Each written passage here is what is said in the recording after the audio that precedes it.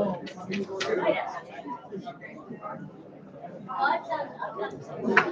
on Zoom, testing.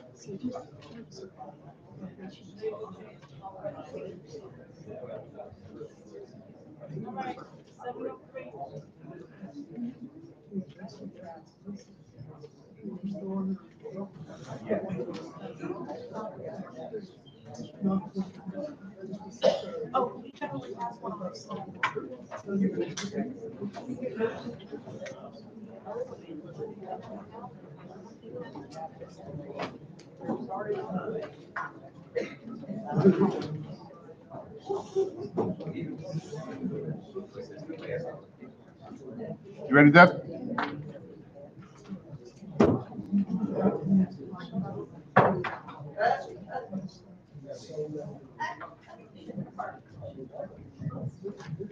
Good evening, everybody. I'm going to go ahead and call this meeting to order. If we can stand up, have a moment of silence, and we'll say the pledge of allegiance. Thank you.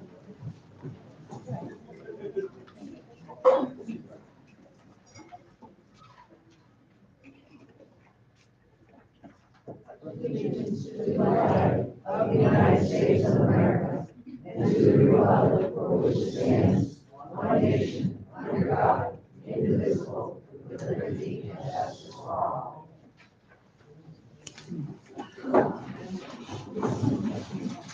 Is there anybody taking it out? Are you? You will, that's right. Anybody else? No?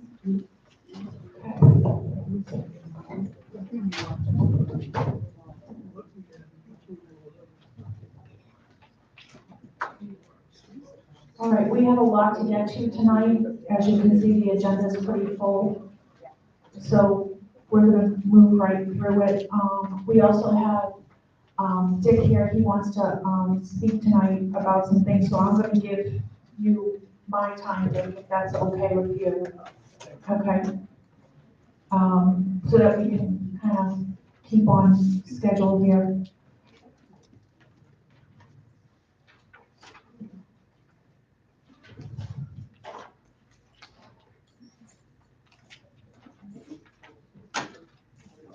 Just give me one.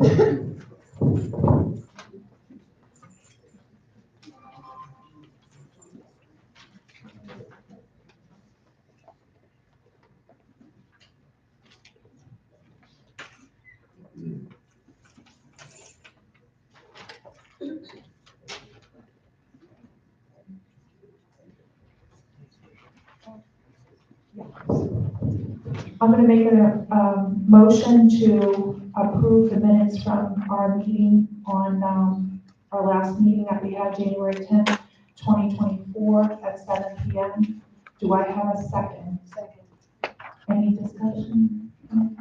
Okay. All in favor? Aye. Pass unanimous.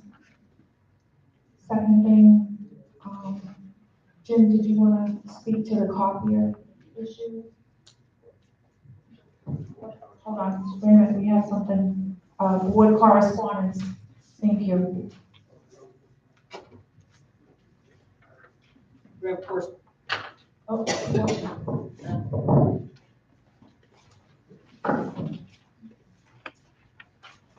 We received We received a correspondence from Sharon, I'll probably mispronounce her last name unless somebody knows how to pronounce it. Battaglia. Thank you. Dear board members, I'm submitting this request for use of a room in our clubhouse for a writing group. We are 5 to 8 members, reading only at a table and chairs. We would like to meet on Wednesday, 2 times a month between 10 and 12. For the month of February, the 28th is a needed date. We are a writing group, respectfully, Sharon. This was just a change from the last, it was just a change of date. Am I correct, Arlene, on that? It was just a change of date. They are a new group. Miss Battaglia had originally requested February 14th and 28th, but I called her and indicated that we wouldn't be meeting until the 20th. 28th. So she said, okay, that was fine, and then the first meeting would be the 28th, and then I believe she has on here Wednesdays. So they are looking for Wednesdays, 10 to 12, every other Wednesday or 2 times a month. And there is room for that group available. Yes, she did verify with Patrona. Which China, that was the other thing. Okay, I make a motion to approve Ms. Baglier's request for the writing group for Wednesday the 28th from 10 to 12 and then every other week after that. Do I have a second? Second. Any discussion? No? All in favor? Unanimous.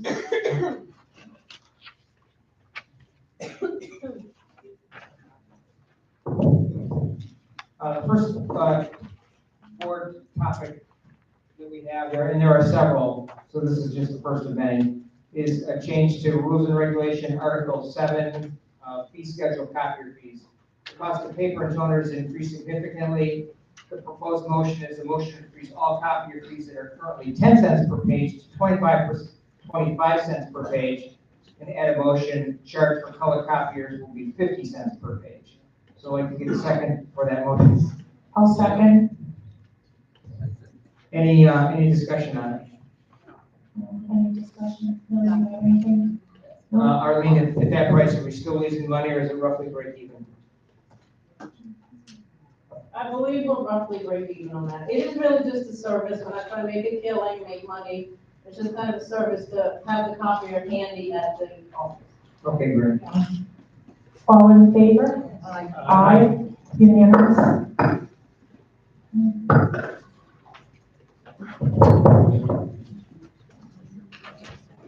The next item is purchase of a zero-turn mower with a 72-inch deck.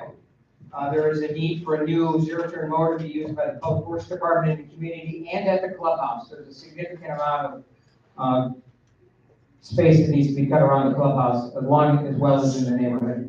Bids were requested for new mower. We received 3 bids. The board needs to decide whether to go further with that purchase, and we want to review the cost of the mower. The recommendation is to move forward, review the bids, discuss the pros and cons, and then have the board make a consideration and approve it. So I make a motion that we go forward with the project or purchase and select a proper bid based on pricing, quality of workmanship, prior experience with the vendor. Vince, maybe you could, if you could give us just a quick highlights of the machine that we're looking at and what's different with the ones that we have now. I know, Vince, that you and Millie worked on this project here. So if you want to let us know, and Millie, thanks for your hard work on this. Yeah. Well, this mower that I selected it's a Grade Wing Pro Turn 572 fully commercial Kawasaki engine zero-turn mower. The reason why I selected this particular mower is for time and quality of the cut. And just so everybody knows, we have several large ponds that we mow, and one that brings to mind is the Misty Pond that's right in front of, basically right in front of the development, off of Misty and Brookridge Boulevard. Last year when I started, it took me probably probably 2 hours to mow the entire pond. With this mower, it took me 45 minutes. And it looks beautiful. And so, by selecting the zero turn, it saves time, and it's more efficient, and it's less on parts cost too. So that's why I selected this mower particularly, for the quality of cut and for the saving money on parts and labor. Do you have any, I know we've done work with, General Auto Parts before, and they are local, right here. Yeah, they're over on 41 in Martin Luther King, so they're, if I need parts, it's right available there. And they are the low bidder, correct, Vince? They are a little better, yes. And did you say, if I understood you correct, that you kind of test drove one already? Or? Pretty much every pond and I tested up here at the clubhouse and it worked fine. I did the front fine without doing a push mower. Saves time and money with that and less fatigue on the employees. And pretty much the entire clubhouse area was roughly 2.5 hours versus 4. And we've done many ponds with golf course ponds included with this mower, to where some of the areas are kind of iffy with the other ones because of the weight and the slippage.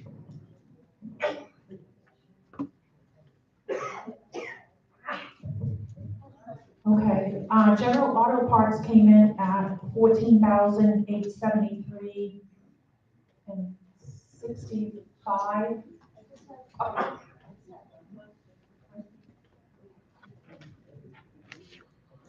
Your Metcalf Unit 6. It sounds like a really good thing for Brookridge. Is this going to be an added purchase, or are we trading something in? Great question. We are not trading anything in. We have 2 mowers now in the public works area. This will be a 3rd. There is one of the 2 mowers that we find that we're not using it when the summertime comes, when everybody's mowing. We could look at the option of selling it or doing something with it. But at this point, the mowers that we have are near their useful life. This would be in addition to that. Okay, just one more question. It's finance. Where will the funds come from? It's a reserve purchase. So it'll come out of the reserve account. A reserve purchase. Reserve purchases are for purchases that are as for equipment that's already there. So you might want to check before you take it out of the reserve fund. The reserve study that I saw showed us with 3 mowers, and there was another study that I saw that had 4. We only have 2, so getting this 3rd mower will Okay. not exceed us. Just making sure that. Okay.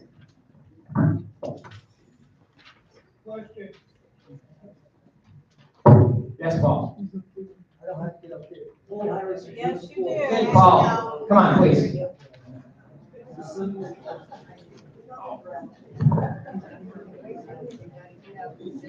It's for all the folks watching on YouTube that deserve the courtesy period.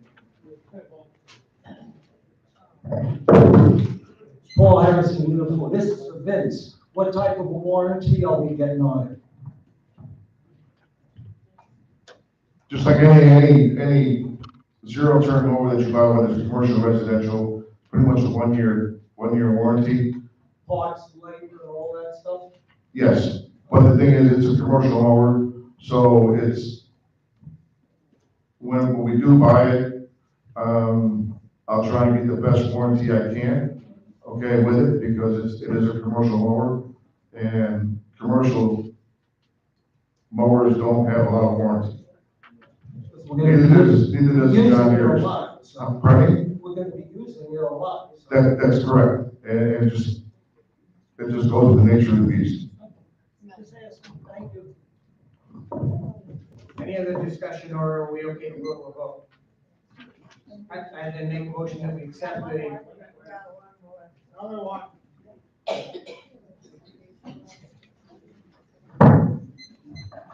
Is this replacing the 2013 that's on the reserve rate? Thomas Farming year 2? There's only 2 listed on the reserve. They're both tracked, or both. There's 300 reserve. And there's one listed for 215, one 213, and the one that's listed for 213 is to replace This is an additional mower from what we have currently. Okay. So then, if you're buying something new, this would be coming from operation, not reserve, because it's not in reserve. I would say that the ones that we have currently are either at or past their useful life, and they should come out of reserve. So you're That's an replacing opinion, them. absolutely. Thank you for clarifying that. That's Can I- So you're replacing them. Can I answer a question? Go ahead. Vince. The veterans were well known that, a couple years ago, they purchased the 2018 mower, right? Correct. Okay. Correct. Well, they traded 2 mowers in for that. Go ahead. Same mowers, 1580s. Go ahead. Okay, so why would we want to try and get another mower under, for reserve to replace that one that we traded in? To buy one more. I'm just making sure we're doing things right. That's all. So, why question? That would be my statement there. Thank you. And just so you know, my perspective is pretty simple, pretty straightforward. We have 2.7 million, and I'm gonna come to that in a second. We have 2.7 million in reserves. When we can spend money from reserves, I believe we should do that. Why would we put ourselves short on operating funds when we can pull that out of reserve? At the end of the day, it's still the community's money. Why build up a reserve to make it larger, larger, and larger if we don't want to use it? So that's my perspective, just looking at it at a high level. The other thing that I'm looking at too is for staff, Vince made it clear how long it takes them to mow, with the older mower versus the newer mower. And definitely that in the heat would serve a purpose. And as a reminder, our Public Works Department has 3 employees for this entire community. I mean, our area is larger than some small cities that we have, certainly smaller than the city that I'm from in Michigan. So anything that we can get to save them time, effort, and make them more efficient and more effective, certainly I think is a great thing to do. So in my humble opinion, it's well worth the cost. Definitely. Any additional questions before we do a vote? All right, and then I move that we accept the low bid and go forward. That would be just auto parts Yes. for $14,873.65. Do we have a second? Second? All in favor? Aye. General auto parts. I'm sorry. Yeah. Jim made the motion. He can't second. Oh, I'm sorry. Okay. Leo, Leo. Leo did. Thank you. Jim, did you want to go over the treasurer's report? I did, we kind of skipped that, so I'll try to be brief because we have so many things on the agenda. If you take a look at the treasury report, I'm just going to kind of hit the highlights of it. The operating balance is $426,811.81. By the way, the treasurer's Jim, report. I'm sorry. I know you guys are flying past, but you're going way too fast, okay? And I'm taking notes. So we had a motion by Jim, second by Debbie. All in favor? Aye. Okay. Leo? All in favor? Thank you. Okay. I just want to make sure the records are right, because I don't want to hear, later on, well, not everybody voted, how could it pass, so. All right, Slow down a little bit. That's a good point. Thank you for correcting me. Thank you. I appreciate it. Because there's so many things on the agenda, I wanted to make sure we got through them all. There's plenty here. So back to the balances, there's 426,811 in the operating, in the reserve, as I mentioned, 2.735 million in the donated funds account, 25,758.87. The interest that we earned in January only was 15,734. There are 32 CDs that we currently have placed in 23 different financial institutions. We have several that are renewing in February and March that the prior meeting got approval to reinvest those as appropriate. The reserve funding for moving money from operating to reserves, we moved 49,540 in January. That's the first of 10 payments. I've already moved the February payment, so that's done. Next up in early March, we'll be making the third of those 10 payments. The treasurer's report that you see here is on the website. You can go to that. It'll be updated tomorrow for the current treasurer's report. Also on that is an account balance report. So Jim, where's my $2.735 million?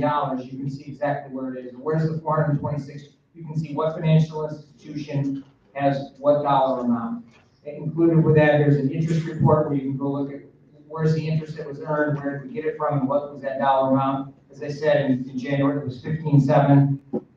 And then we added a sixth category to the financial documents section on the website, FAQs and commonly asked questions. There's the first set of questions that are there with the answers. As you have questions in the community, if you want to contact me or just drop a note to the board or anyone at the admin office, we'd be happy to take your question, get the answer, and then post it on the website. So, because if you have the question, certainly you would have it, or you would have it. 20 different people might be thinking the same thing. So I think it's a great way to do that communication. So that's the highlights of the treasury report.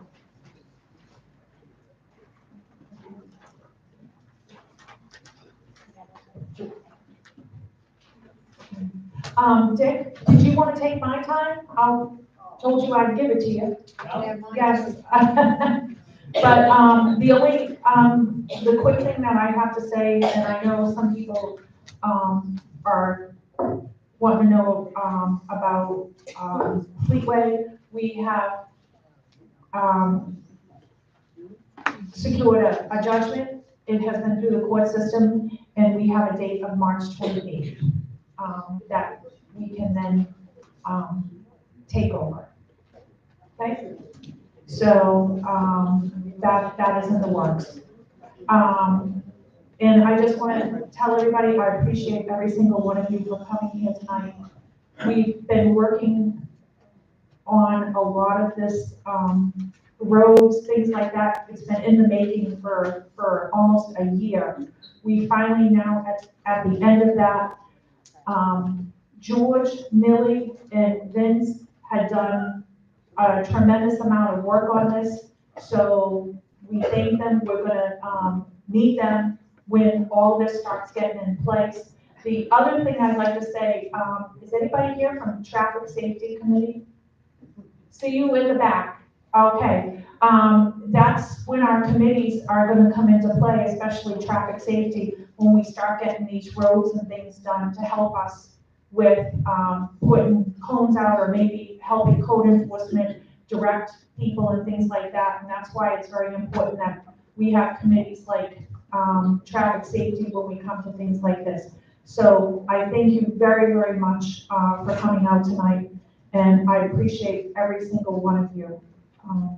So Dick, if you want to take over. Yeah, Dick Terrio, code enforcement. To stay on the traffic committee, traffic safety committee, Alan and I have been together, Alan, 5 times now. You'll notice new signs or repositioned signs, thanks to Vince on Rialto. Coming into the gate, we've changed some signs there. So between Lucy and Alan, and I don't know the rest of your names, sorry, we've already made some changes in there. Thanks to this GM, Arlene, who's put up with me for a couple months, and the board, I'm glad to be here. I feel like I've been here 3 years instead of 3 months. But I want to thank Vince for all the things he's done. When I got here, there was even some cosmetics, some optics that I wanted to do. And every time I text or call Vince, he hollers at me and then he does it, you know. So I want to give Vince a big thanks. He's never said no yet, you know. Also want to thank the committees, the ABRC, the ACC. Paul hasn't picked on me too much, but enough. But, and I'm new to these committees. I sit in with the committees and they teach me a lot. I haven't replaced Harry Calderbank yet, but my code enforcement guys, Lee and Peter, are as good as you're going to get. Anybody wants to shoot bullets at those guys, you're wrong. They know the book. And Norma, working with us, is our assistant. And Teresa, I'll tell you what, I got a hell of a team back there as code enforcement. Most residents that got here would be surprised at all we do all day. The phone calls, the walk-ins, the ACC apps, and a whole lot more. I don't know, today I think I tried to count, I think 11 people that came in. Now that's among me talking with the code enforcement people and Norma and Teresa and the security side, or the gate, however you guys want to call it. I'm a little surprised, maybe I shouldn't say this, how much code enforcement and security take a little heat. Most of the time, it's not deserved. You know, somebody told me our gate was broken, the people were broken, people are not broken. We never gave them the proper tools and the proper training. We're trying to work, I got Val, I got Esther, I got people sitting in here. Every day I try to go out to the gate. We got Rich and Greg working with them. We're doing our best to make some changes, and maybe I can skip right to some changes that got coming up pretty soon. Get back to Peter and Lee and Norma and Teresa. These are very competent people. I hope you respect that because they know the book. You know, I'm going to go all over the place. I throw out another question on statute 720-3045 about what we can and we can't do behind homes. We're well aware of that. We've talked to the attorney and we're looking in. So right now we've got taking photos or clutter and things in the backyard. We've got that on hold. So we don't get the community in trouble. These guys are smart. We talk about things like that every day. No, we do not speed. We were accused of speeding. I don't speed, I know that. I've been in that truck with Peter and Lee 40, 50 times already. And I asked them, do you guys really push the pedal a little bit? He said, no. Lee is a 23-year retired deputy. We just don't speed. We don't think we do. Somebody wants to challenge me, I'd be glad to talk to them. No, I've never owned a security company. I managed 2 large ones. See where I'm going all over the place? Because somebody said they owned a large security company. No, I didn't. I was a private investigator for about 39 years. I worked with a large security company in Atlanta that did work in Denver, Georgia, Florida, and believe it or not, Cyprus and Jordan. We only have one code enforcement person in that office each day. They work 5 on, 5 off. So there's them, me, Norma, and Teresa has got that laser gun that Mr. Alan Reynolds likes. We have done a lot of training. Let's talk about gate entry because you guys can talk to me. If you got questions, just raise a hand. When gate entry was purchased, and I have memos from Harry, we do not have, the guard people do not have the authority to say who's coming to Rich and Val Stratton's house. We don't have that authority. So, I'll take me, 8181 Weatherford. Terry Johnson's coming to visit me. And we say, what address? 8181 Weatherford. What's the name? Richard Terry. What's your name? Terry Johnson. Sorry, sir, you're not on the list. That was up to me to put that Terry Johnson on my list. Rich Stratton can't put it on the list. Who is he to authorize it? I'm being a little hard there, but we can't think, we probably got 50 people that have called the office or come down to the office. I put 2 of them in because May was busy at the time. So please come to the office, tell your neighbors to come to the office, and let's put the information in Gates Entry as it's designed to work. And again, I offered Val and Esther to make any comment to that because we've been trying to work on it the best we can. Yes.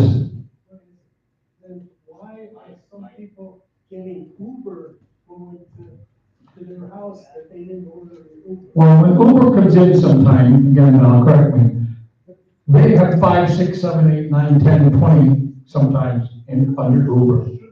Sometimes they give me, if they got 5 addresses, sometimes they give us an address they went on to last week, which could have been you.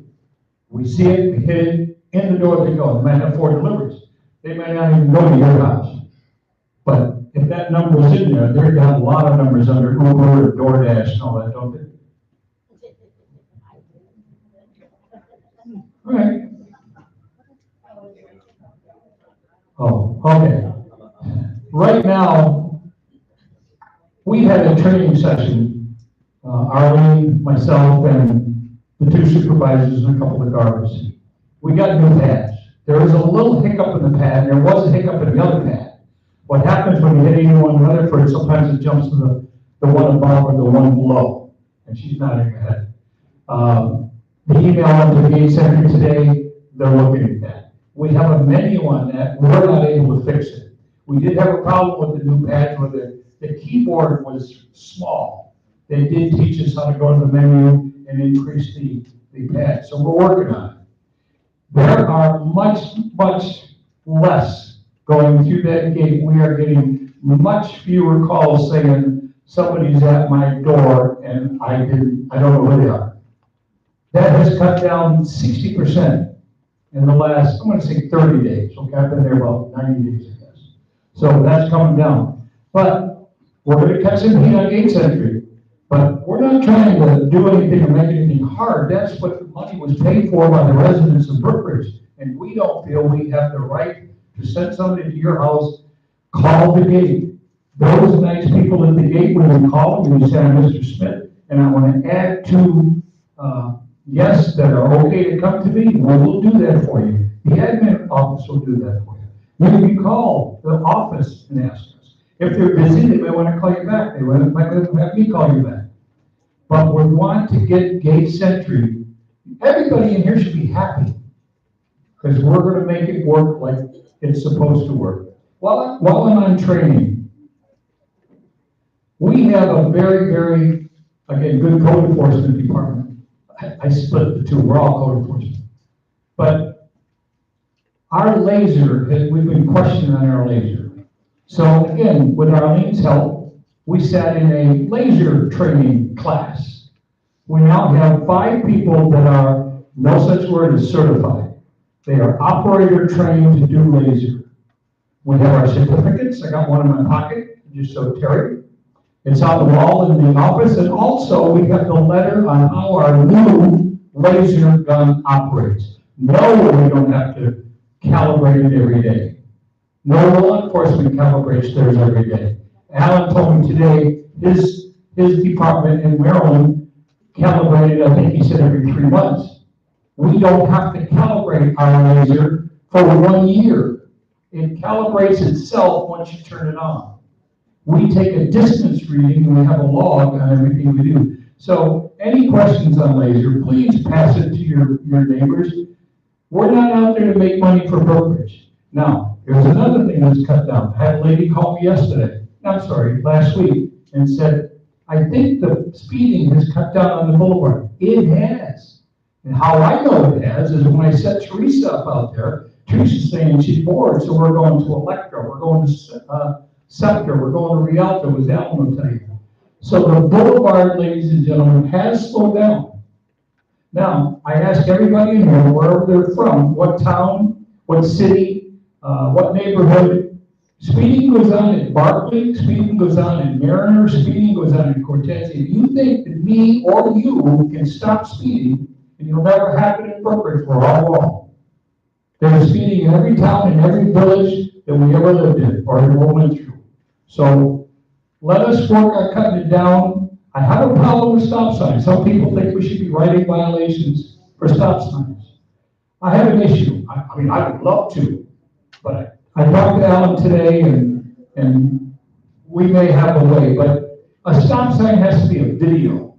Our laser, we can put that on the plate, it logs the miles per hour, it takes a picture of the plate. It's kind of a no-brainer. When you start working a stop sign, it's a whole different story. And I know some of them may be an issue. I'll mention a few things that I've done. I had a 2-hour meeting with the Hernando County Sheriff's Department. I'm kind of a hands-on guy, as Peter and Lee will tell you. I don't mind knocking at the door. I've done it before. If I can tell this story, Debbie, we had a deputy come out after my meeting in his squad with his lights on. And yes, I did knock on 3 doors and talk to the people in there. I don't want to be utterly accomplished, but take my word for it, we accomplished 2 out of the 3 very well. And I think Neil will take a nod on that. I'm willing to meet with those people that have an issue, and maybe we can work together and clean it up. That's what I want to say, is clean it up. There are 5 homes in here that I've talked to the sheriff's department. We have a detective now, white clothes, or white collar, plain clothes cop, and a deputy. And we're going to work with them on 5 homes to start. They've already been turned over. We've already gained 2 out of the 3 that I went to first, and we got 2 more in the works. So I want to do that for Brookridge. I want to talk about trees. I want to talk about mold. I want to do a lot of things, and I got 2 great guys to do that. So anybody got any questions on that? Because that, a 2-hour meeting with the sheriff's department was important to me. Anybody want to comment? What are you talking about, turning over? What am I talking about turning over? I gave the Fernando County Sheriff's Office our concerns. Everybody in here probably knows about House 1, 2, 3, or 4. So we made them aware of this possible situation. And I was able to bring a deputy with me with the squad with his lights on so I could knock at the door and talk to that person and ask them about this and ask them about that and see if they could help us help Brookridge. And it was nice to have that deputy with me. And they're willing to look into the criminal part of that with those homes, which is really out of our jurisdiction. That is a criminal home. So they're going to be watching those homes a little closer and see where we go. And I will continue to work with those people and the sheriff's office. Are you talking about drugs? Yes, ma'am. I heard that word. I heard that word, yes. Somebody want to mention barcodes. You cannot transfer a barcode from one card to another. You have to come down, get your paperwork, we'll give you a new barcode. You can't transfer a barcode, you can't scrape it off, you can't do it. You just got to go in. The walk-in gate, I'm taking too much of Debbie's time, the walk-in gate is fixed, but it is not turned on. Vince has been nice enough to work on the gate for us, and our computer guy and our gate person, the magnet's all ready, we're all ready to close it, but we don't want to close it because the cards that are issued out there now will not work. You have to get a new card to come through walking or on your bicycle. I mentioned we have 5, thank you, Vince. You have 5 people that are certified or operator trained. I've got a letter in the office. Anybody wants to know how the laser gun works? I've got it. Speeding is down. I mentioned that before. Dick, can I interrupt? Sure. We got a couple of comments on the YouTube feed. They maybe speak a little bit slower. They're hearing it as muffled. To talk this way. You're seeing our trucks out there more. I had asked when I got there if we could get each person, Teresa, Peter, Lee, myself, if we could take, if they're in there doing an ACC app or talking to somebody, then often I grab the truck and I'm out there. I worked 2 night shifts, not because I didn't want to be out there, but I wanted to learn what it was. I wanted to see what it was. I wanted to see what our 2 night patrols did. But our trucks are out there a lot more. I don't have anything. You guys might have something you want to ask me, and I'll do my best to answer. Dick, I know Arlene wants to, say something about Please. Gate Century. Thank you. I just want to expound a little on what Dick was saying about Gate Century. We sent 2 or 3 emails out already about people adding their visitors. Some people, of course, some people don't understand a phone or a tablet. My dad, he would know what to do. So people can come to the office, residents, of course, you can come to the office with your list, just write a list down, legible, your name, property, address, and then the person's name, the visitor. My mom in New York, my cousin out in California, put their names down. We'll be glad to help you. You can also call and give us the list as long as it's not too long, just 1 or 2 names, or email. We have the emails. I was speaking to a lady earlier. You can email it to us. Hi, my name is, my property is, etc. What got brought to my attention today is that people were walking over to the guard shack with their lists. Please, and please again, do not do that. Number 1, our staff out there, they're busy, they're checking in cars, and number 2, it's not safe. God forbid, we don't want somebody to get hit, because they're bringing their list. Bring it to the office, email it, or we even have the little drop box, drop it in. So I just want to remind everybody about that. Please add your visitors in. If you cannot, we can help you. I helped the lady today set up her phone, her app, the Gates Entry app. And I just, just want to make sure everybody's safe. That's our main concern. Do not walk over to the guard check with your list, please. Thank you. And another thing, we all got neighbors and friends. We all know people who may not be able to get in the Gates Entry. They don't use a cell phone, let alone a computer. Please visit them, talk to them, help them. Because the more we get in, the better that gate is going to run. There's no doubt about it. When I said about crossing the street, we just can't have that. But that's for your safety, your protection. This is a private HOA gated community. Also, when you call down to the gate, or you call us, Arlene, or me, or whoever, there's two guests. There's a temporary guest. So if Rich Stratton says, I got Bob Smith coming in this afternoon about 2 o'clock, a lot of people call the gate and say, we got Bob Smith that's going to come in about 2 o'clock. And we make a note of that. If we put that in the tablet, he says, I want to enter a guest, Bob Smith, into my resident, we should ask them, is it temporary or is it permanent? If Bob Smith is only coming in today and he says temporary, then we're looking to have that dropped in 24 hours. So that doesn't stay where you got to list that long. But if it's permanent, if Bob Smith is a cousin, he just moved to Spring Hill, he's going to be coming to visit a lot, make him permanent. Dick, Sir, ma'am. we're on time. Thank you.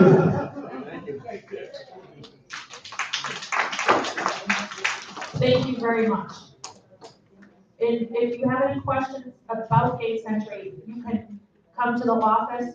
They'll help you. I'll be here after. And Dick will be here after.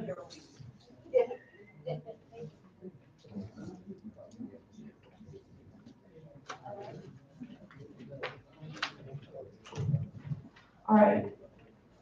Next item is a big item, actually. The next item, the board agenda topic is road paving, which we've been talking about for many various meetings. Again, the topic is road paving. There are many roads and things that need to be paved. Bids were requested for road paving. The BOD needs to decide whether to go forward with that repaving work. We want to review the cost of the repaving expenditure. The recommendation is to move forward.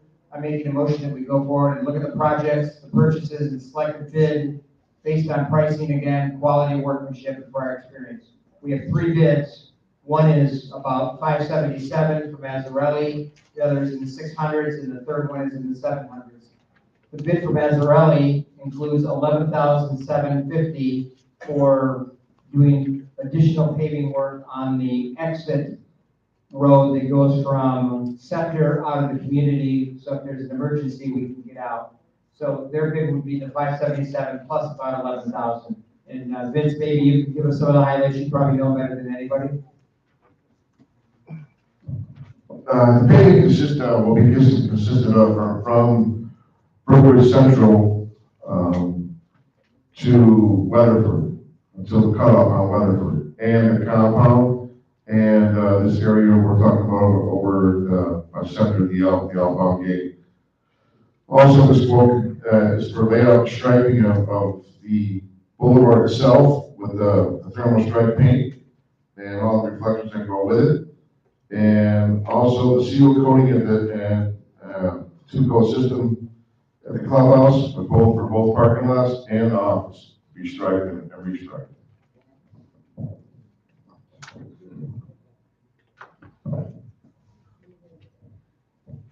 Okay. And just so that everybody knows, we thought it was very important that we took care of, I call it the emergency gate, the gate there, because we don't know what storms are gonna come this year. We've been very lucky here, and also with the development in the front, what's gonna happen up there. And if we have to use that gate, we need to make sure that people can get out, not get stuck in the mud, if they bring an RV, because we have to evacuate or things like that, people's cars are weighed down. So it was really important that we had that part of the job, also included in on everything. Millie, do you have anything? On that, Oh, I'm sorry, I'm sorry. on the outbound gate, we're making the road as wide as 7. Okay, so right now it's 12 feet wide, we're increasing to 22 feet wide. From the boulevard or from Scepter, going out the gates, it'll be 22 feet wide. That way, the infrastructure's in case later on, there's, want to put another gate in, we can do that, or a new fence, to accommodate in and out, but the infrastructure's there now. Right, it just made sense that if we're gonna spend this type of money, we might as well get the most that we can get from the company. And also, it was just very important to us as a board that we included the, emergency gate. So, do you have anything, Lily? Just one thing. Okay, as Deb had said, worked along with Vince and also with Jim on the road improvements for our community. Every year the roads are used more and more because we have more residents moving in and out, trucks and vendors and everything. So there's some things that you'd like to put on the back burner, but at this point you can't. So what this proposal includes is, of course, Brookridge Boulevard, which is going to be milled and paved. We're also going to have the layout and stripes for the yellow and the white. Also the RV compound, that will be taken care of also. The RV park downtown will be also milled and paved. Also up here, the clubhouse will have asphalt seal coating, 2-coat system up here, and also in front, the front office, the administration office. And again, Scepter. So you say, this has been an ongoing road program. If you don't start doing something now, a year or two from now, believe me, I know, because I dealt with a lot of this stuff up in New Jersey. You can't keep putting something on the back burner, because if you do, it's gonna cost more and more money. And this year right now, it seems a lot, but it's not compared to what these roads needed a long time ago. So now we're putting this here and we're gonna go forward with it. Thanks. Go ahead, Vince, go ahead. One more thing. Just so everybody knows, I know that, people are kind of against paving the RV compound, because it's for the RVs and for public works usage, but it is an amenity, and it is part of Brookridge itself, so it is Brookridge property, and it's up to us to maintain it up to the standards of where we want it to be. But also on the fact of, for offsetting the cost for it, Gil informed me a little earlier tonight that the RV compound is going to donate $10,000 to this project. And that's a lot of money from the RV compound, from their donated funds. And I'd like to say thanks, Gil. Appreciate it.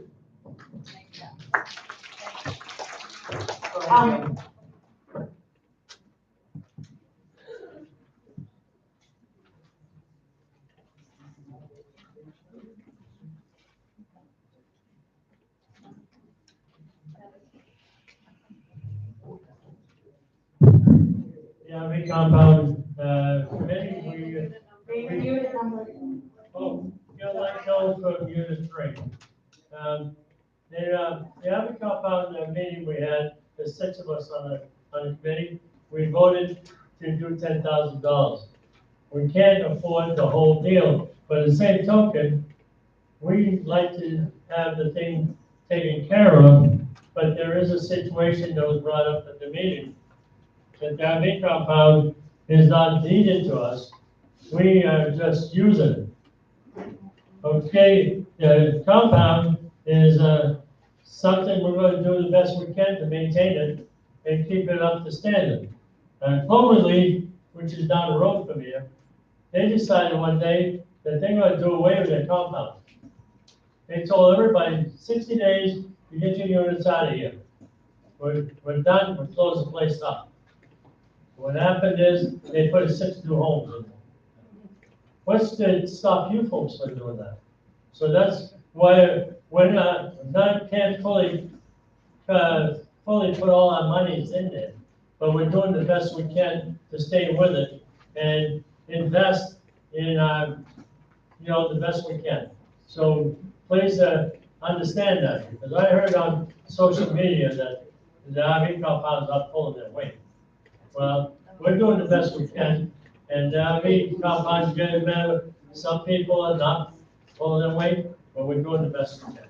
So that's all I can say. Thank you. Easy deal. Yeah. We're good now. This, okay. So the first bid that came in was from Azarelli. That was $577,793 with the additional $11,750 for the scepter. Pave Master came in at $666,405.23, and then Underwood came in at $761,912.08. We have done work before with Azarelli. They have done good work for us in the past. They know our roads. And we've used them and had a good relationship with them. So I would like to make a motion to accept Azarelli's bid.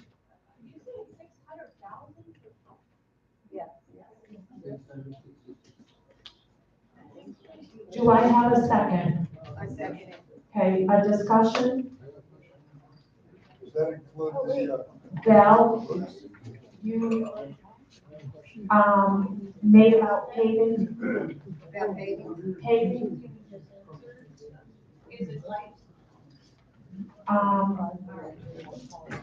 Bonded, licensed, insured, and waiver of lien.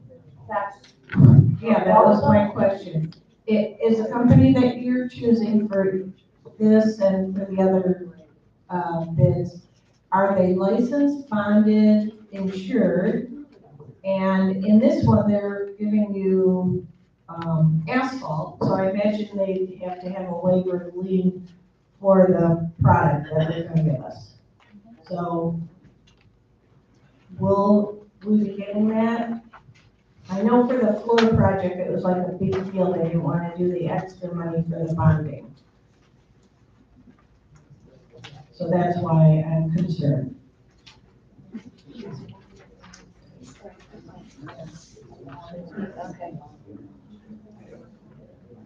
I don't know the answer to that.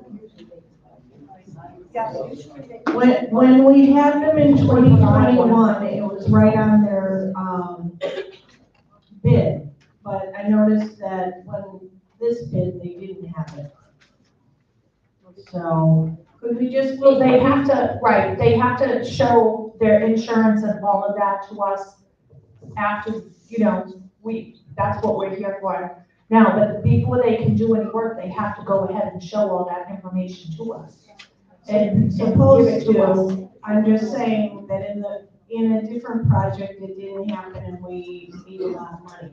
So just be aware and please make sure that we get that. Okay. Thanks. Linda Walls? Oh.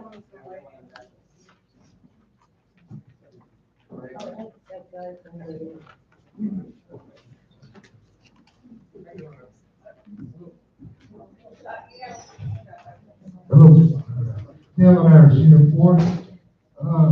My question, this is a very big project. And I do have a serious questions here. Number one, you're saying you're paving Brookridge from start to finish? No. Okay, what does that actually entail? What's part of the From the street you come in, Brookridge Central, to Weatherford. Okay. They're gonna mill, they have to mill off what's there now Okay. to put back on. Understand? All the driveway aprons and all that stuff, is that included? Or are they gonna charge you to take care of everybody's driveway apron on the street? What do you mean? I don't understand. All the work that's got to go into prepping, when you do the milling of the existing driveways that are coming to the road. They're not touching the concrete. Okay. Well, that is, like I said, that's not an easy process, the way everything is built out there. All right, it's not a cut and dry thing. You got a lot of driveway aprons, and there's a lot of custom work that's got to be done to every one of those driveway aprons as you get to them. You got curbs, driveway aprons, I don't know if that's included. Excuse me. It's all in there. They're well aware of all the driveways, each one of these vendors came out and measured everything for themselves, looked exactly what was going on, and explained to them what was going on, what needed to be done. Okay, also, we have our own inspector on this project. Again, it's not a small project, it's a big project. Do we have an inspector working for us? No. That's a mistake. No, it's for the scope of the project you're talking about. We should have somebody on our side that this is done correctly.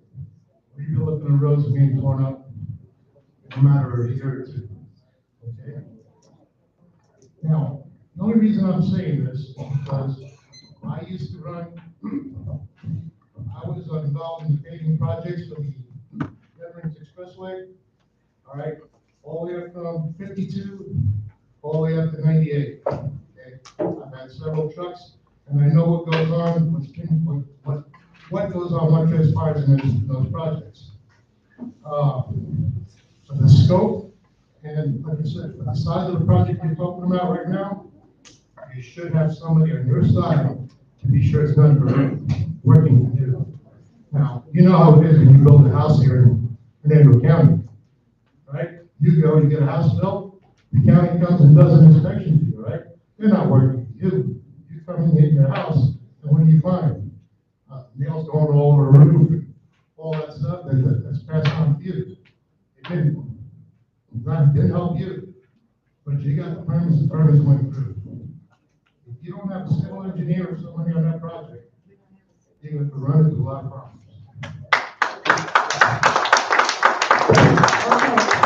Okay, just to add to you are right in what you're saying, but also when you talk about Veterans Expressway, you're talking about county and state projects, where they do have in-house engineers, civil engineers, people that go out there. This here, and I understand your concerns, which we have the same, but Vince has worked with this company before. He has gone out the whole length of the project that's going to be done, and Vince will be our in-house that'll make sure that everything goes okay. And he will be working with these people every day. Okay. But we don't have an in-house engineer. That's okay, that's fine, good. Now you talk about the road you're making wider the sector for future development, okay, for a front gate or something like that. Now, if that road, which will be a main road to come in, is not engineered to travel truck traffic and things of that nature, you're wasting your money because you're just gonna have to turn up here and do it over. So, just, you know. Okay, at the present time, we have no plans on doing anything as far as an access right now. In the future, it could happen, but not right now, because there's too many other things that need to be done. We just want to make it safe, or God forbid, if we have an evacuation, that nobody's gonna have any problems getting out. Well, that's, again, I'm just giving it to you. Yes, I thank you for that, really. I'm putting it over what you got to look at. Thank you. More present. I appreciate your input. Thank you.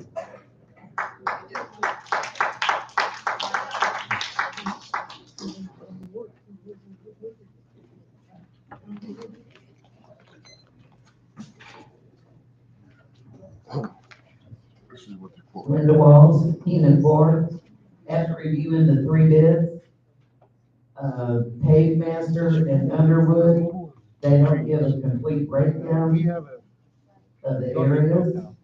Did their prices include the RV compound? Did they include removing the roofs?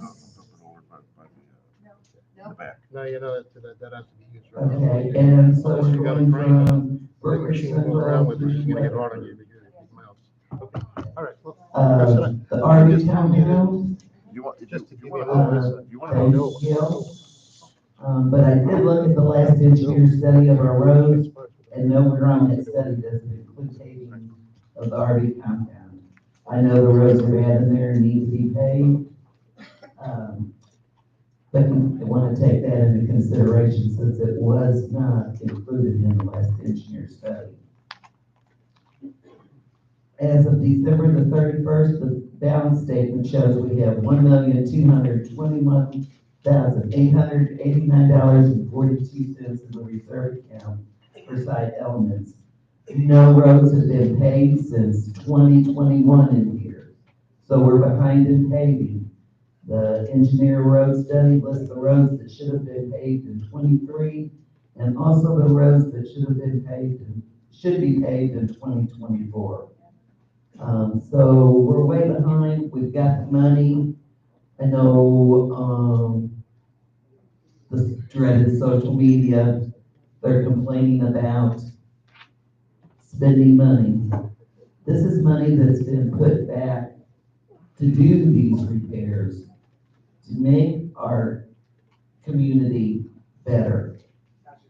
So I think the board needs to continue and get the work done.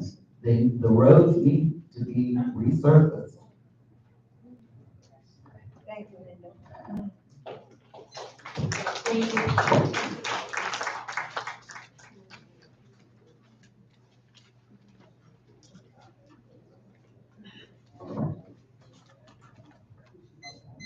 I'm trying to answer. Thank you, Linda, because that was my concern as well, 22 and 23. Those were phase 9, phase 10.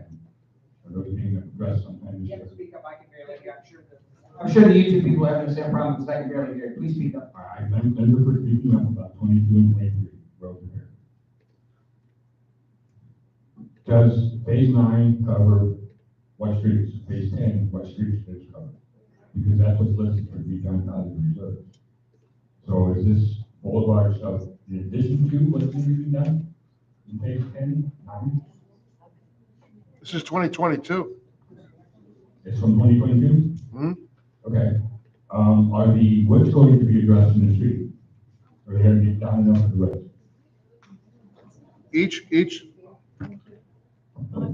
one of these companies were addressing everything that was going on with the boulevard with his 11 to 20 trees that were cut down.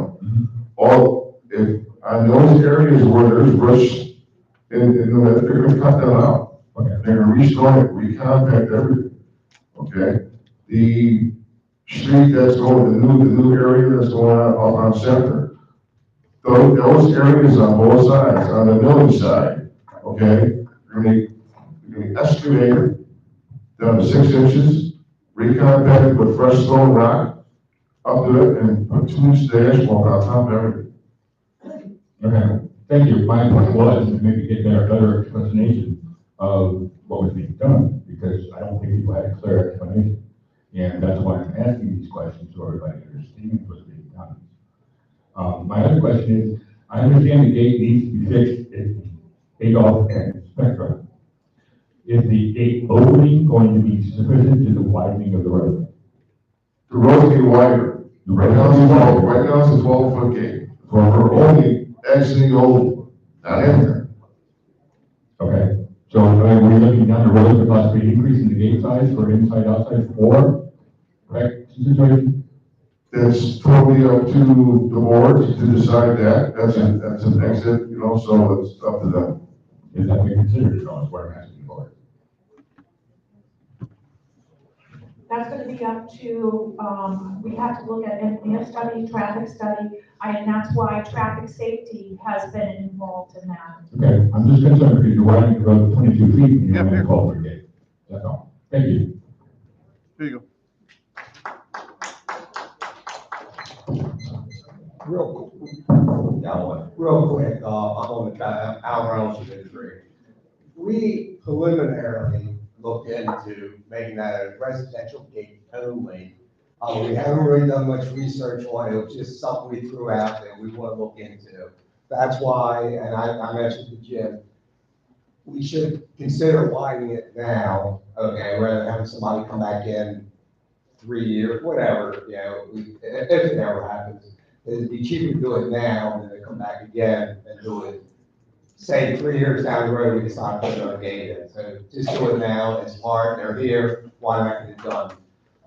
Will it ever be, and it was only would be a residential gate. It would be no heavy traffic, truck traffic coming in or leaving, it was strictly for residents. And most of them to that end because at this moment, we don't know what the front gate's gonna turn out to be when they put that shopping center in. So it's good possibilities to be a mess. So we haven't done anything other than talk about it. We want to do some research, see what we have to do, this, to have on record. And that's pretty much it. And looking forward with this development out front, the amount of traffic, what if they have to cut the road off because they have to bring in heavy piping or, what if a truck overturns out there, a cement truck or something?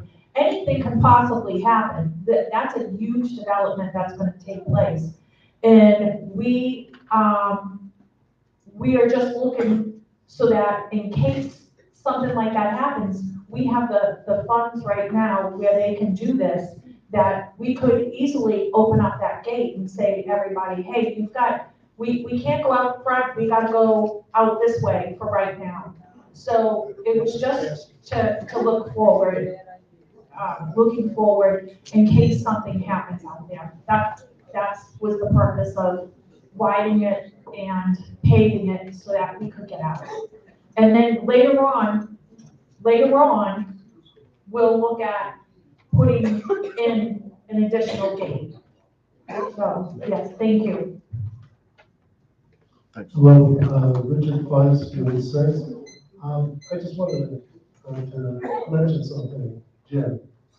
You had mentioned that there was a CD that was coming due that was over 15,000, right? There are several coming in that are over 15,000. Right.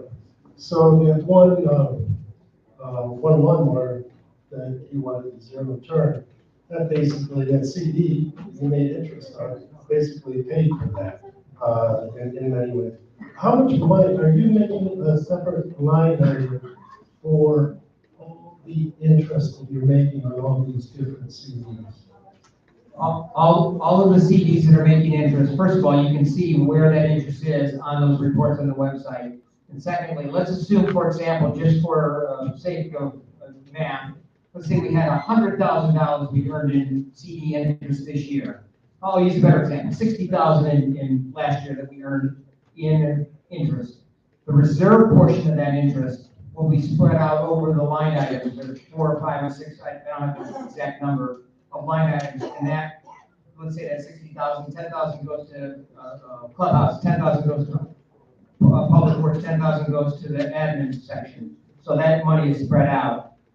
The operating interest only stays in the operating account. The reserve interest only stays in the reserve account. Okay. And then, And you're correct, the 15,000 that we earned will pay for that mower. It's 14.8.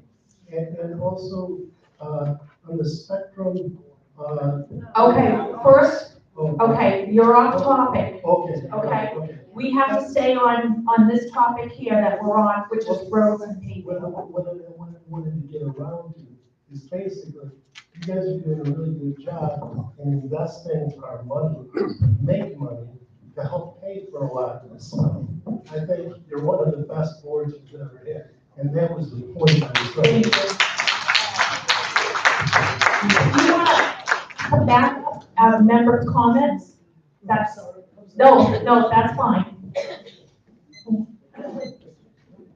Should pertain to roads? All right. Pertain to the road? Yes. All right. Yes. Okay. Jim? Oh, I'm sorry. My name's Roger Logan. I live in Unit 4. I'm also your midnight driver 5 nights a week.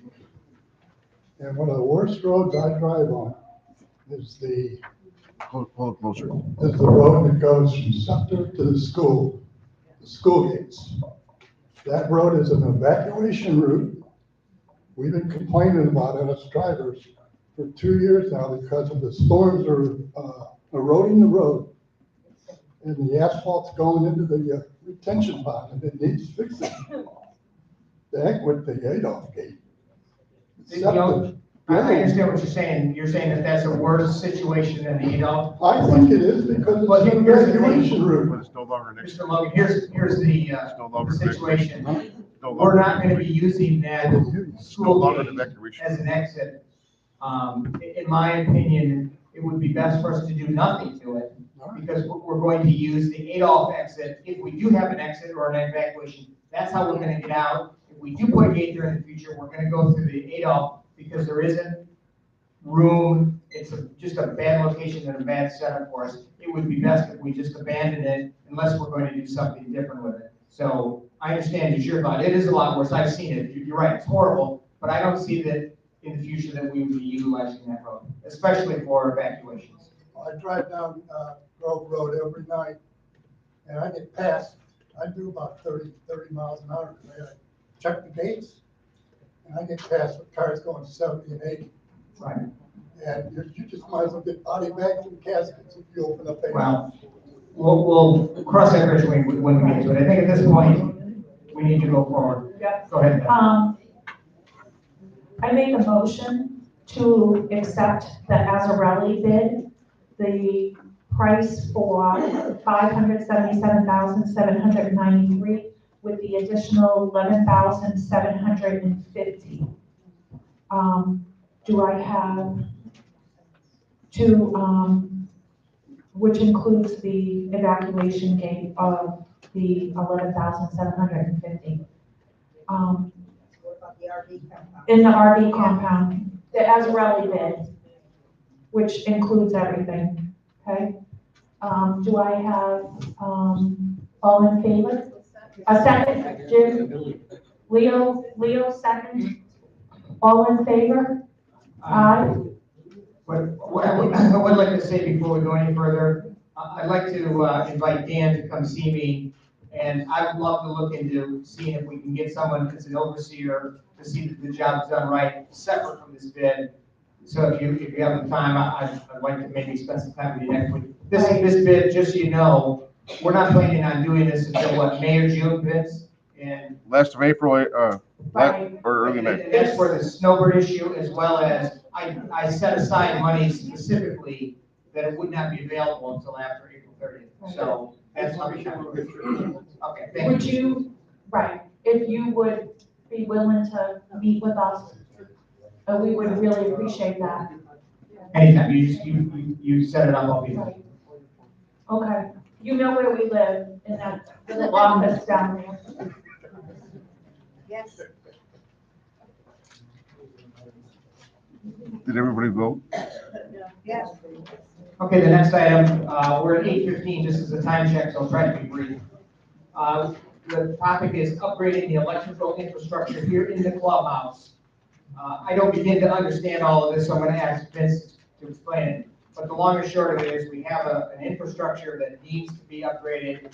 You could say it's a safety issue, we maybe make that argument, maybe not, but I'll let Vince talk about what we're going to do and what the plans are for that. Vince, please. And Vince, if you can mention how long we've waited to do this also. Thanks. This is going back to our first Thursday night show that we had. There were some issues with the electrical system, with their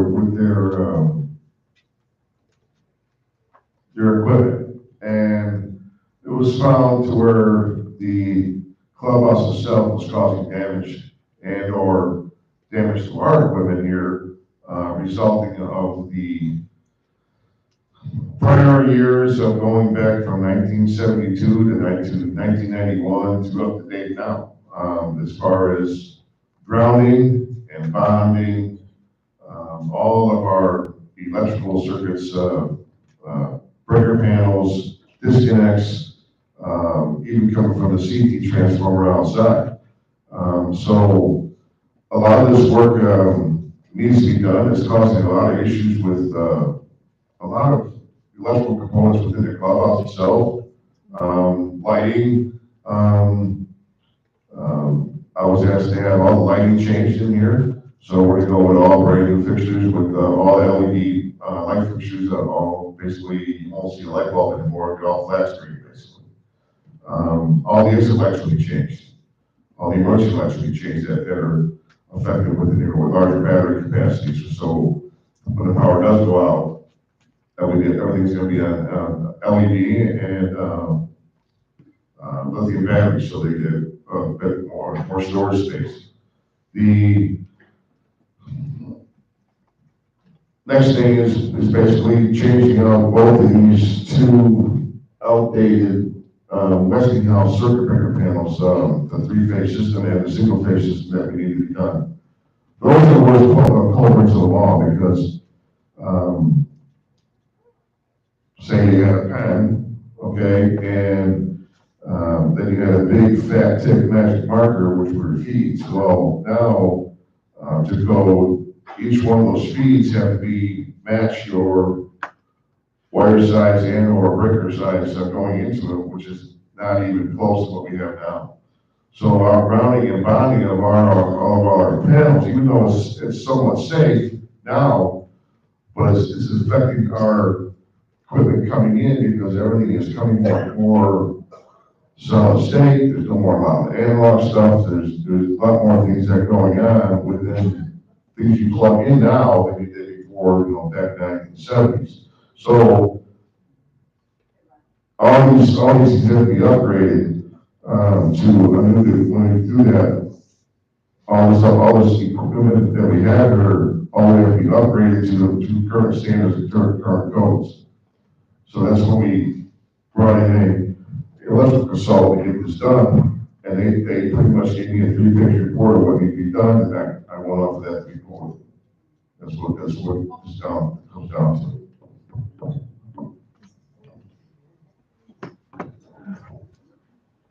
So we have three from, one from EC, Building Solutions, TADCO, Electrical Contractors, and Shore Commercial Services. I know, I believe we've done business before with EC.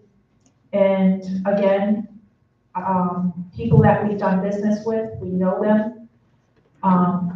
They usually sometimes give us a better price on things because we're coming back as a repeat customer. They know our buildings, they know what we have here, they know the scope, how big of a job this is. Again, this would be done with, this is all gonna be in conjunction with some other things. So we're gonna have to shut down here. We know that. We're looking at shutting down once the snowbirds leave. There's less people. We give people enough time, especially like the bingos, the entertainment groups, things like that, and kind of work around these schedules. We're looking at about two to 3 weeks. Vince, would you say? 2 weeks. 2 weeks, complete shutdown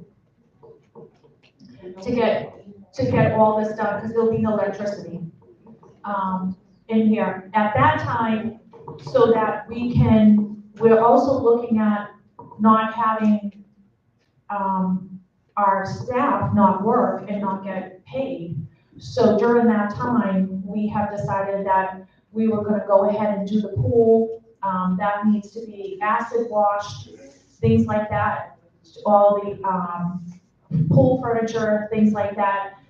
Any painting that needs to be done, things like that. And that way we can keep everybody working and not have to send people home for a couple of weeks while they're doing all in here. So that was the other plan. And I believe we're still on track for that fence, the pool and things like that. That's a big job in itself to go ahead and acid wash, do all the furniture, things like that. So just not in here, we figured we'd take advantage of it. If we have to shut down, we might as well also do the pool and everything at the same time and try to get all that done. So just an explanation of when we shut down, what's gonna happen with everybody and the additional work that would be done, that we don't need bids for, would be in-house work. So I just wanna let everybody know that. So of that and going through the bids, I'm gonna make a motion to, accept the EC Building Solutions bid. Do I have a second? Question. Elaborate this a little bit more. Yeah, on the project in general. I mean, when you say shutting down, Yes, Leo. We You have know, to- the power that we need to shut off is the main disconnect itself in the whole entire building. So, when you shut the main disconnect off, there is no power anywhere on here, inside the building it itself. will last for about 2 weeks. Because of what they have to do, we might be able to open up certain sections of the building, maybe, I don't know, I'm just, just laying it out there. But if we could open it up sooner, like maybe the south wing, okay, we can open up sooner. But right now, I can't answer that question. And we were saying 2 to 3 weeks, because you know what happens when you have this amount of work done and they come in a building that has age on it.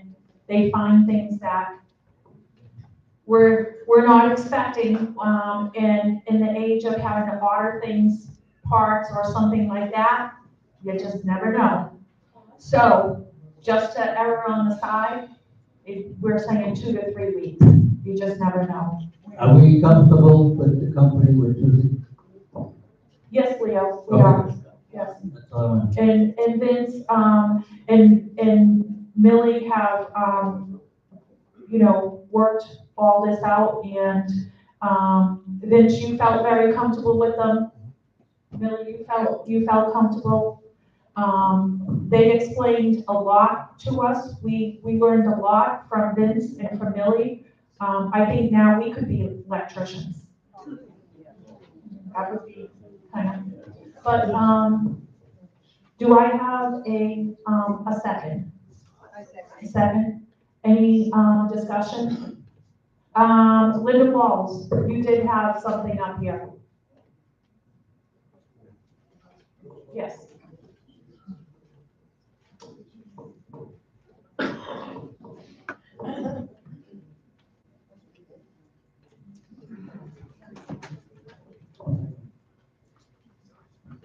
Linda Walls, Unit 4. Everybody look up, look at the fans, look at the chandeliers. If they're gonna be doing all this upgrade and bringing everything up to code, why not replace the 1970 fans and chandeliers in here?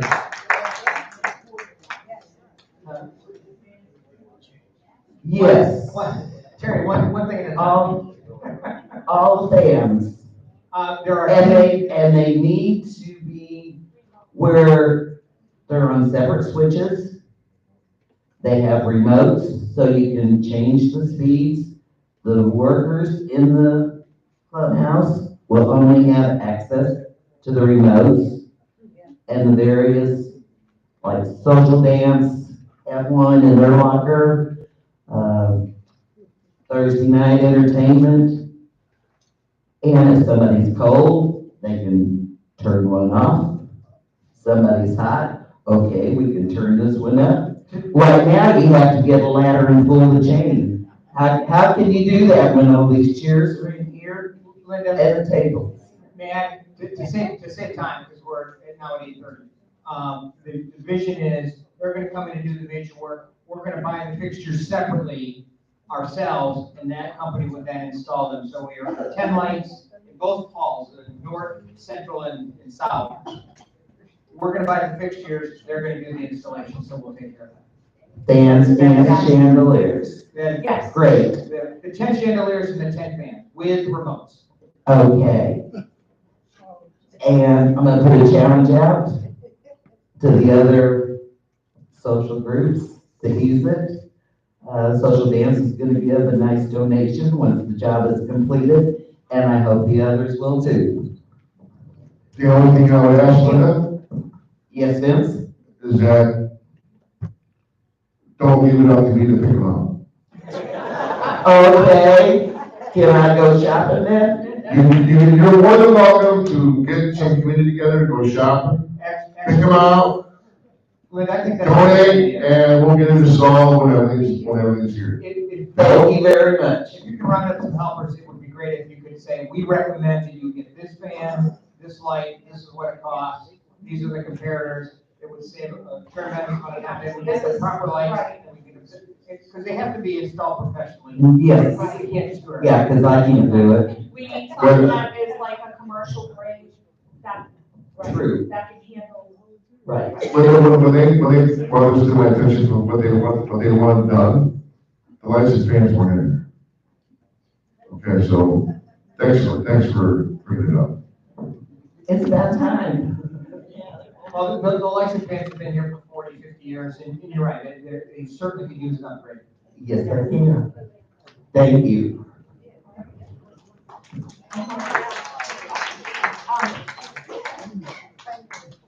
Do I have a vote on accepting EC Building Solutions? All in favor? Aye. Aye. Unanimous.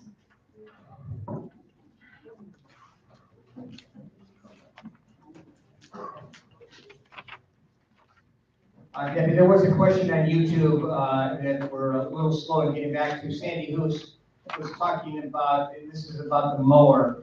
I want to know about reserves. It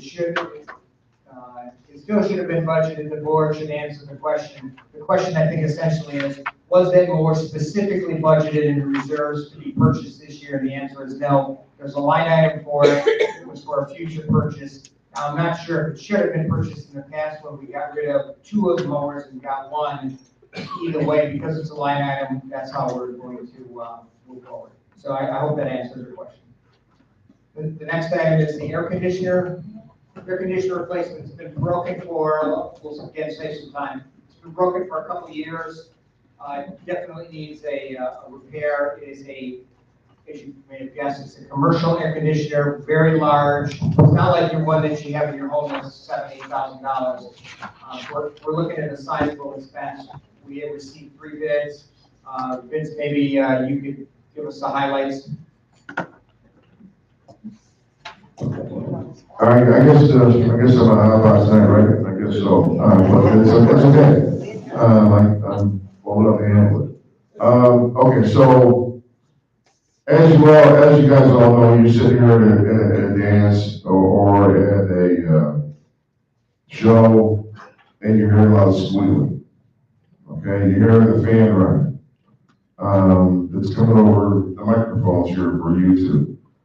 That's because on this side of the room where I'm sitting now, there's two big split system in the ceiling air conditioners.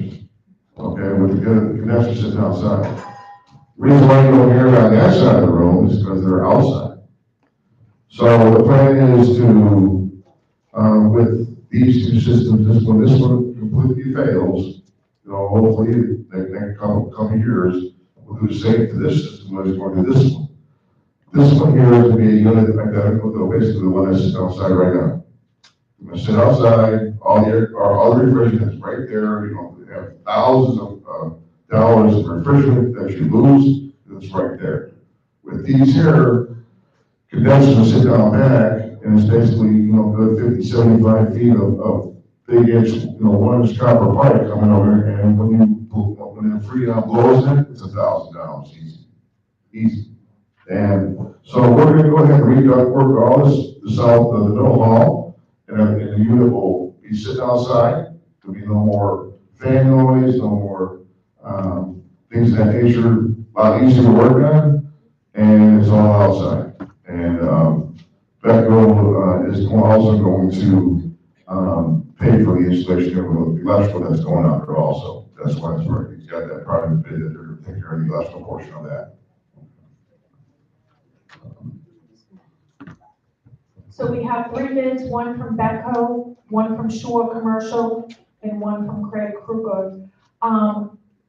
We, as you know, have done business with Becco. Becco replaced this one here. They have been, they were very good to work with, very responsive. On their bid, they're actually giving us a 5-year parts and 5-year labor warranty.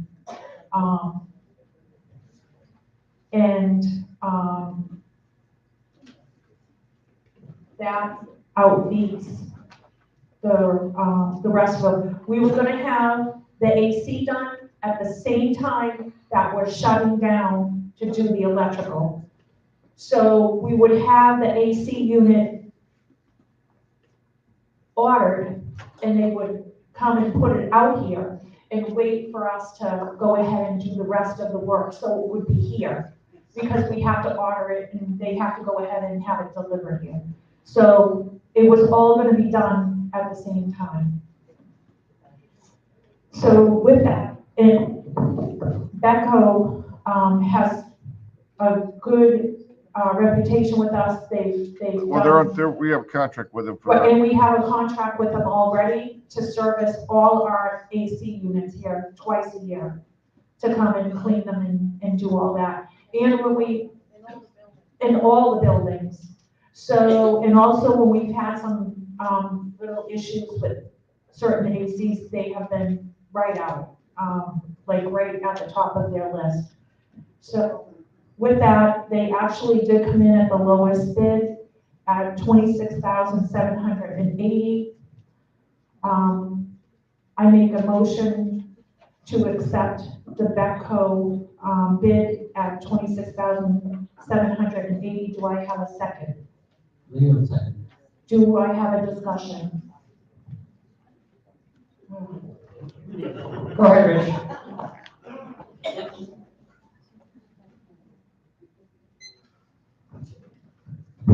We know Becco, Art is a good guy. You know Art, right? The owner, Rich Stratton, Unit 3. Why can't we have Art do like we did the other two air conditioners, give us 10-year? We have 10-year warranty, parts and labor, on the two we put in 2 years ago. And you want to give us 5 now? Why don't we negotiate with them, like we did over there?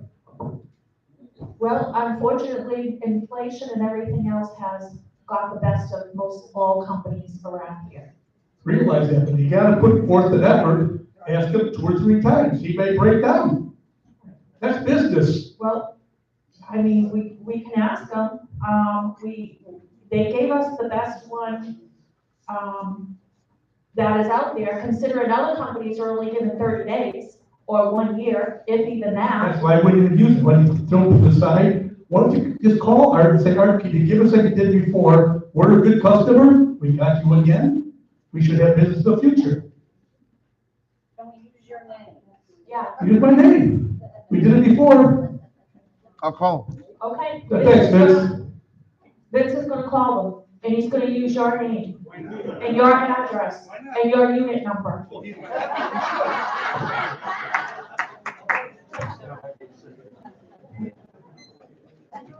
About ready to call the priest. Do I have a vote? All in favor of accepting the Becco bid, say Aye. aye. Unanimous.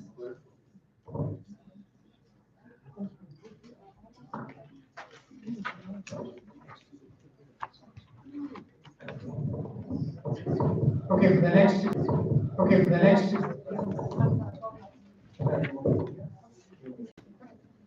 the next two, one is the expansion of the concrete of the tennis/pickleball/all sports courts, depending on your terminology.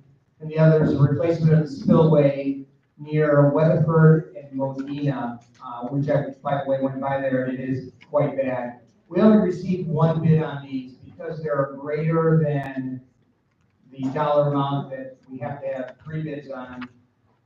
We're gonna need to get additional bids, so I'm suggesting that we table both of these to the next meeting. They're not something that I would call crucial, although they are important. We did commit to the pickleball tennis folks that we would upgrade that area back in December when we had the meeting, as you may or may not remember. So we've already talked about that, and the board has given some preliminary approval that we would go forward. We just had to do the bid process and decided we truly want to go forward depending on the amounts. So I guess I'd like to make a motion that we table both of those. Would that be okay? Can I get a Second. All in favor to, table both of these? Aye. Aye, unanimous. All right, and then the last item that I have is an agenda item. Let me give you the long and the short of it. What I'm looking for is to get approval from the board to rent the kitchen. And the vision is to rent that to give soup and sandwiches to the less fortunate in the community. What I'm calling it a soup and sandwich event. And I put on here as resident, what I fully meant was me and me only. I'm not looking for any expenses from the community. I'm not looking for any donations. I'm not looking for any expenditures, any community funds, any personnel to help do this. It's something that I wanted to do once a month, or with my vision, maybe more than once a month if it works. I do not know if it's going to work. The very first step in the process to actually get the kitchen. So what I'm asking is I'd like to make a motion that you rent me or any resident other than me that kitchen for this soup kitchen event once a month at $1 an effort. They say, wow, $1. This is not a profit. Anybody who knows me knows that I love profit and return on investment. This is not a profit deal. This is to help the community. I'm not looking for anything other than to use the kitchen. The only thing I'd use is the electricity in that kitchen. So that's what I'm asking. And Jim was using his own money. My own money to buy the soup, to buy the supplies. sandwiches. And food. Again, I'm not looking for anything from anybody. So that's my request. And you are, certified. I am certified in the kitchen. Me too. And as well as milling. So there's no, and I also would have to figure out some kind of release and hold harmless so that when somebody came in his soup, they, they say, God forbid, got sick of the soup. The community wouldn't be held liable. Not that any other event that we have here, we could have the same problem. The breakfasts that we have, the hot dogs, the burgers, all that stuff. So trying to think of everything. So that's my request. And I will not vote on the vote because it involves me.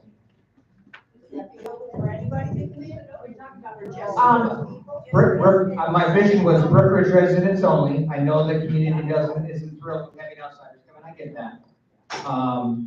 And I was hoping that it would be people who are less fortunate. If you live in a McMansion up in Michigan and you have $1 million home there, a nice home here, I wouldn't expect you to be participating. I'd expect somebody other than that. So. Jim, what about homebound people? Homebound people, actually, that's a great question. There's a person in the community that I might reach out to that might be able to help me take a bowl of soup and a sandwich. And again, this isn't, you're not gonna get a giant club sandwich. This is a sandwich so you're not hungry, and the story. So that's my vision. Somebody asked, Jim, why are you doing this? It's not your personality. Yeah, it really isn't, and I don't have an answer. I really don't, to be honest. Full disclosure, I have no answer whatsoever. So, I find the kitchen very difficult for most people to access unless they know someone special or a special event. I'd like to see the kitchen open to most organizations, given certain problems. well, it generally is, and they are, Maybe it is, but where I come from, and you know what I'm alluding to, is generally not available to most organizations within the community. Only certain organizations, well, on a special event. all right, I appreciate. Yep, I appreciate that insight, Leo, and definitely we'll consider that.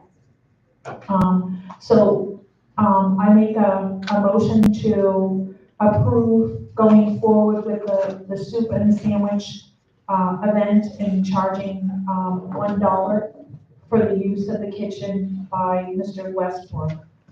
Do I have a second? Second, Do I have any discussion on it? as long as I can help. No problem. Okay, all right. All in favor of, aye? Okay, with one, With one abstention. one abstain, yes. Okay, all right. Wow. All right, we'll open up the floor for, members' comments. I'm sorry. It got answered. Okay, sorry. Members' comments? I see you're the first in line. We know.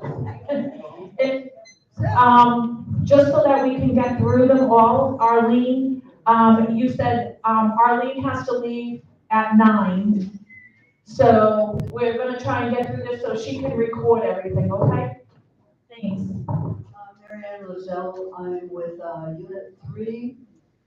With Crime Watch, I'm not asking for any members tonight because we're not having a meeting this, in March. Instead, please write down on our calendar, March the 6th, it's a Tuesday. No, it's a Wednesday. We're going to have a speaker in on suicides. Suicides are epidemic right now. And if you could bring your friends, your neighbors out for this talk, and it'll give you some insight into what to look for in your friends, your family, your neighbors. So hopefully we can prevent any tragedies happening. So in the meantime, we have, the Crime Watch has gone from 5 people to a potential 17. So thank you, and please come out March 6th. The first session is going to be at 9 o'clock here in the clubhouse, and the second one will be at 3 o'clock in the afternoon. Yeah. Those are for the people that sleep in the morning. Okay, thank you. Thank you.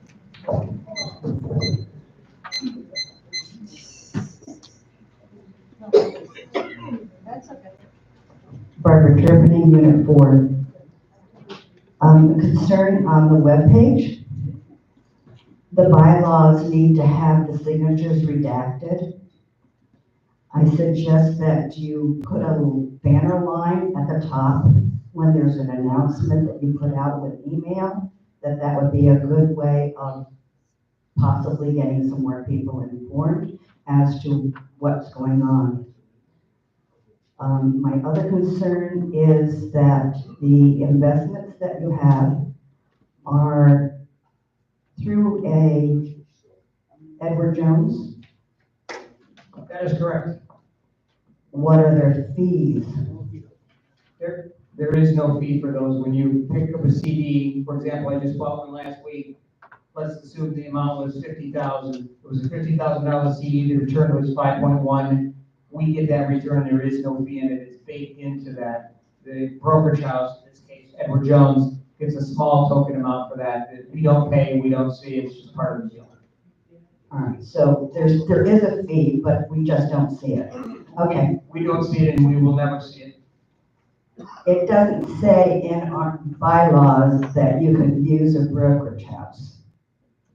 It says that all accounts have to be at a FDIC bank. So we really haven't authorized you to use a brokerage house. I would, if I may politely disagree, each one of those, and you're welcome to go to the website, under the financial documents, you'll see each bank that they're in, and they're all federally insured. They're with that bank, for example, Wells, Goldman Sachs, whoever. All right. Does someone besides you have all the websites, the user names and passwords for all these CDs?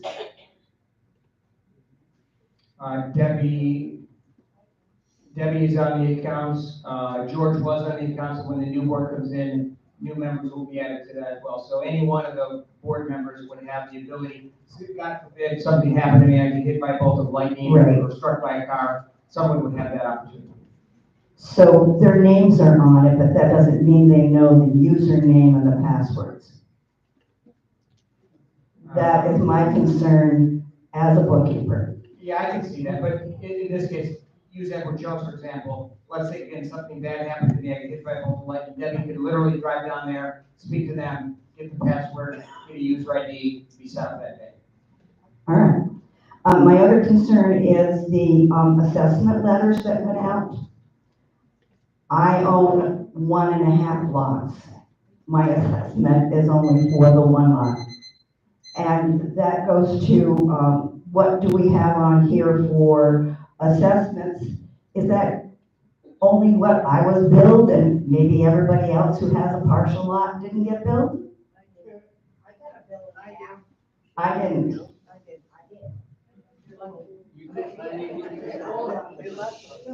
Ma'am, if I may, after the meeting, I do have a report that shows all the CDs. You're welcome to stop up, and I can either show you on the computer or paper copy. So after the meeting, please stop and see me. Maybe that'll alleviate some of your concerns. All right. I just, assessments, I just don't know if what I have paid my whole assessment on my 1.5, my $900 up front, but you've only billed me $600. So where's my other $300? Is it sitting on my account as a credit? Or have you corrected all the accounts and you figured out that you billed improperly?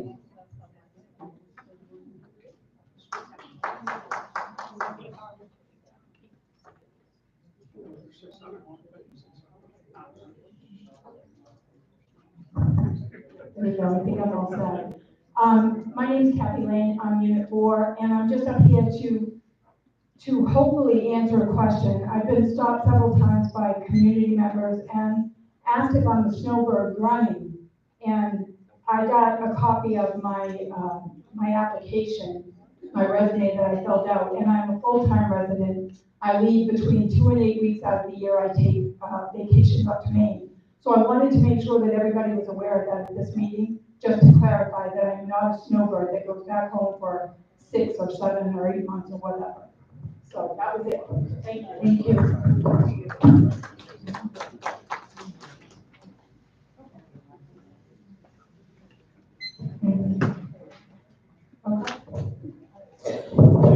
Anyone? That's a good point. Thank you, Dick. The trucks, you may notice that we got some new signage on the trucks. There are a couple of social media comments, and we appreciate those comments. To answer the question, why did we put additional signage on? It's for better visibility. It allows for the residents to see the trucks better, the drivers who are in the trucks, and there have been some generous donations, one from the Thursday Entertainment, one from the pickleball group, one from the RV committee donated as well. So the cost of that was roughly $700. About half of that has already been offset. We've asked for a couple of additional donations so that it wouldn't impact the members of the neighborhood. One point I'd like to make out, one of the questions, well, we don't need the visibility. We don't really need that. Well, if that was true, Arlene, what's the lights that charges with Gucci every month? It's about $7 grand, right?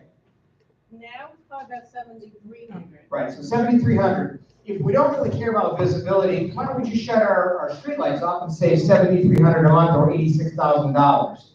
So I think our view is a little misplaced on that. We're trying to do the right thing. We're trying to make it safe for the employees, who are, by the way, our neighbors and our friends in many cases. I guess I just didn't understand. Go ahead, Richard. Okay, it's still Rich Weiss, Unit 6. Jim, I just want to help you with one thing that maybe to clarify what the one lady said that came up here and said about the financial institution or whatever.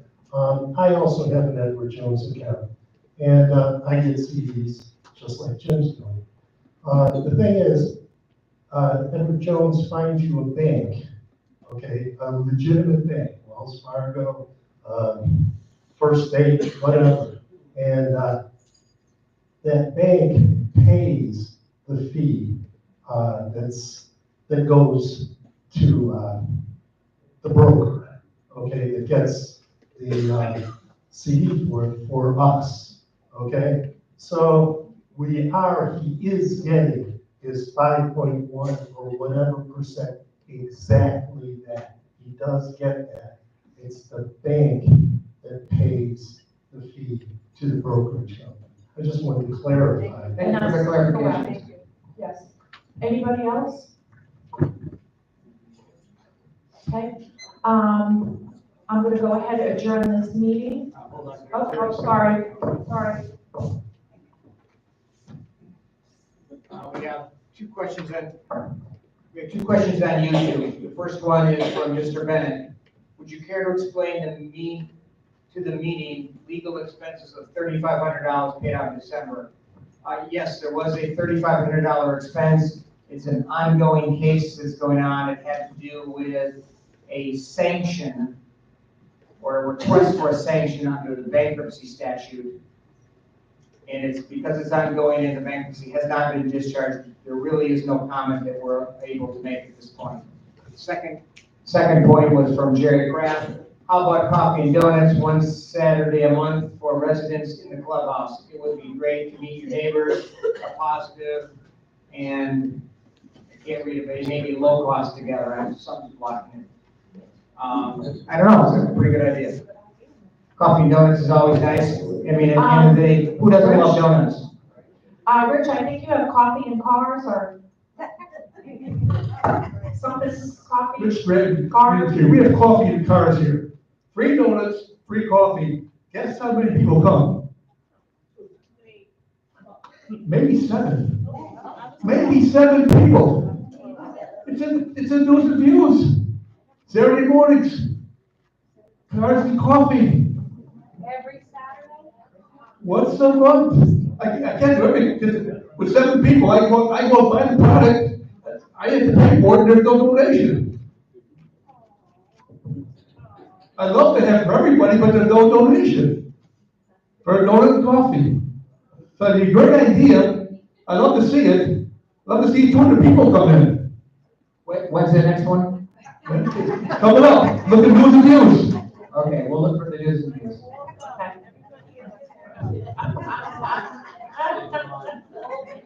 I guess maybe you better get some extra donuts this time, or pounds. I don't know. And Esther, did you have something? Oh, okay, sorry. Oh, okay. Yes. It is 8:55. I think, Arlene, we're gonna get you out just in time, huh? Okay, so I make a motion to adjourn this meeting. All in favor? Aye. All right. Have a safe drive home or golf cart ride